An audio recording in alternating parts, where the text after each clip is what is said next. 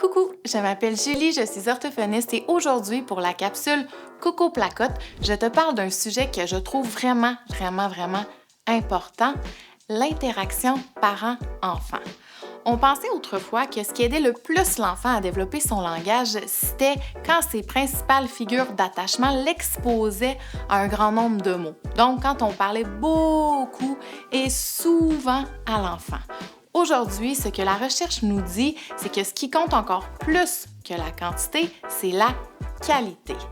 Pas une grande surprise, tu vas me dire, mais ça a quand même pris plusieurs études sérieuses pour le confirmer. Puis encore plus intéressant que ça, c'est qu'on a étudié les dimensions de l'interaction parent-enfant qui faisaient en sorte que l'interaction était favorable au développement du langage et de la communication de l'enfant. Et c'est exactement ça que je m'apprête à te partager. La première dimension la plus importante dans l'interaction, c'est la sensibilité. La sensibilité, c'est être sensible aux intérêts de notre enfant, détecter et comprendre ce qui attire son attention. Concrètement, c'est quand on commente ce qui intéresse notre enfant, qu'on observe ce que notre enfant est en train de faire, qu'on s'intéresse au jeu de notre enfant, qu'on se positionne en face de notre enfant, qu'on est en ouverture physiquement. En d'autres mots, la sensibilité, c'est notre disponibilité, notre engagement, notre écoute et notre ouverture dans l'interaction. La deuxième dimension la plus importante dans l'interaction, c'est la réactivité. La réactivité, c'est réagir aux actions, aux demandes directes, aux demandes indirectes et aux intentions de communication qu'on détecte chez notre enfant et qu'on comprend, donc grâce à notre sensibilité. Concrètement, c'est quand on répond verbalement ou non verbalement aux besoins ou à l'initiative de communication de notre enfant. La troisième dimension la plus importante dans l'interaction, c'est la réciprocité dans l'échange. La réciprocité, c'est quand on est capable d'engager notre enfant ou de s'engager avec notre enfant dans un échange de collaboration qui est orienté vers un but commun.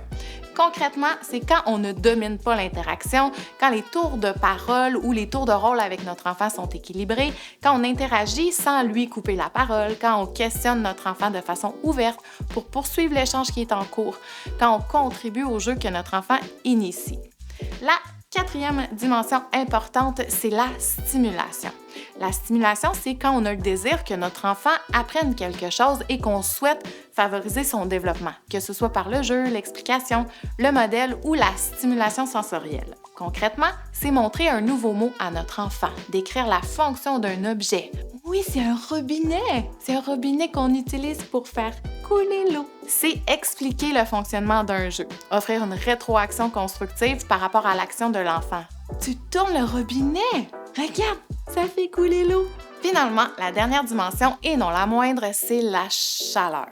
Tu auras compris que c'est pas pendant une semaine de canicule puis qu'il fait 35 degrés dans la maison, mais bien quand tu te montres chaleureuse envers ton enfant. En d'autres mots, ça veut dire que tu démontres une posture et une attitude qui sont positives envers l'enfant. Concrètement, c'est par la proximité physique, les câlins, les bisous, les sourires, quand on prend notre enfant dans nos bras, quand on utilise des « Oh mon petit coco », puis ma petite poulette, puis mon bébé d'amour, quand notre voix est douce, est joyeuse, est affectueuse, est rassurante et surtout est ajustée aux besoins de notre enfant. Ce que je trouve le plus intéressant dans ces données-là, c'est de réaliser que la qualité de l'interaction repose sur différents éléments.